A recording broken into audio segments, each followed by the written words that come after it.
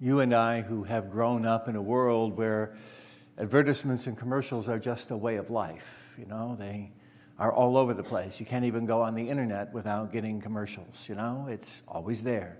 The ever-present. Drive along the road, you see signs that advertise something.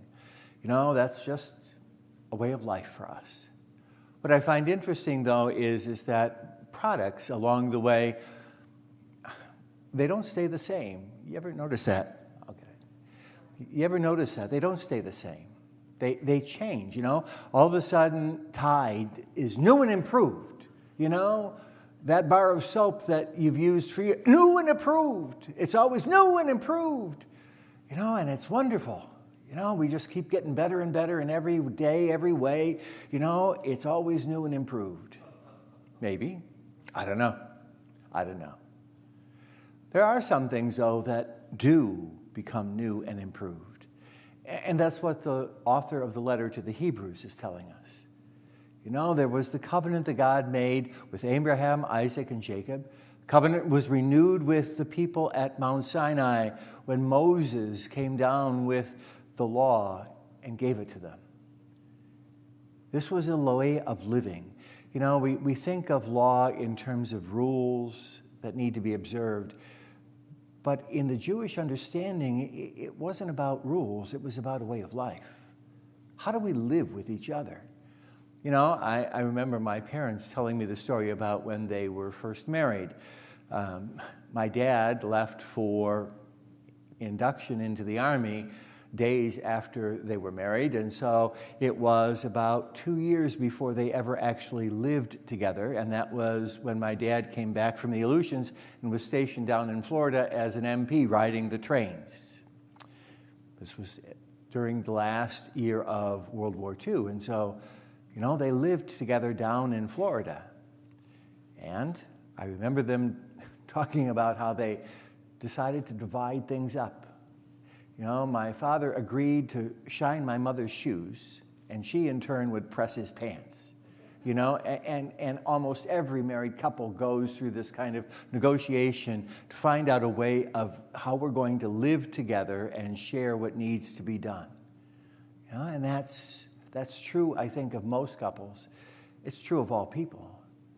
That's what the law was all about. It was how we're going to live together. How are we going to live with God, and how am I going to live with you? And so we receive the law so that we live in a relationship with one another that is a relationship of love and respect and kindness. Isn't that what we all want? It worked, but not always as well as one would have hoped. And so when Jesus comes, he fulfills something that was spoken by the prophet Jeremiah and quoted to a substantial degree in the letter today. This quote from the prophet Jeremiah, who talked about that day when people would come back from their exile and they would live in a way better than they did before.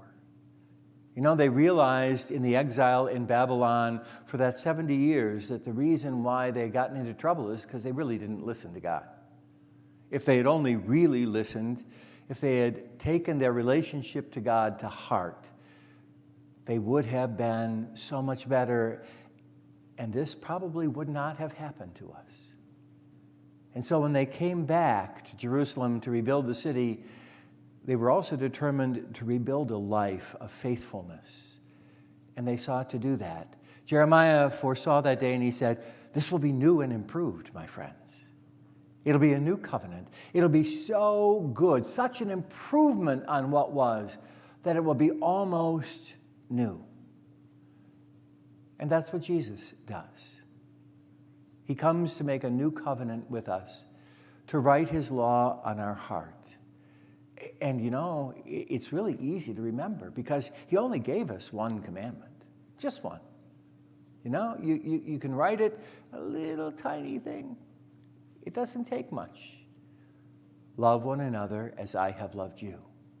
That's the only commandment he gave us. And some will say, well, what about the two great commandments? And I'll say, no, he didn't give us those. The first part, you shall love the Lord your God with your whole heart, your whole mind, your whole soul. That's Deuteronomy 6. And you shall love your neighbor as yourself. That's Leviticus 8. No, he didn't give us anything new there. He pulled from the old and said, this is the heart of it all. But then he gives us a new commandment that we are to love one another as he has loved us. And he would show that. He would show that in sign and symbol, and finally by the self-giving on the cross. The night before, he would give us his flesh to eat and his blood to drink as a sign of his great outpouring of love, so that we can truly love one another, so we can take the gift we receive and live that. This is new. It's so wonderful, and it's such an improvement. We celebrate that today. And we hear about the call of the 12. We know about disciples. That comes from the Latin word that means student. And that's what we all are. Christ is our teacher, and we are the students. But apostle, that's a different word. And it means one who is sent. At the end of the liturgy, I'm going to say, it's ended. Go, take this to the world. And you know what? We go from being disciples to apostles.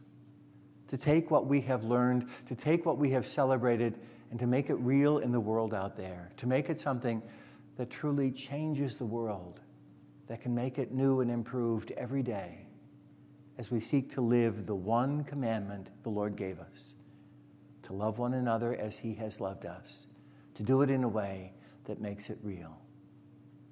That's what we gather to celebrate. That's what we gather to live. And that is why we gather, so we can take that to the world today. Amen.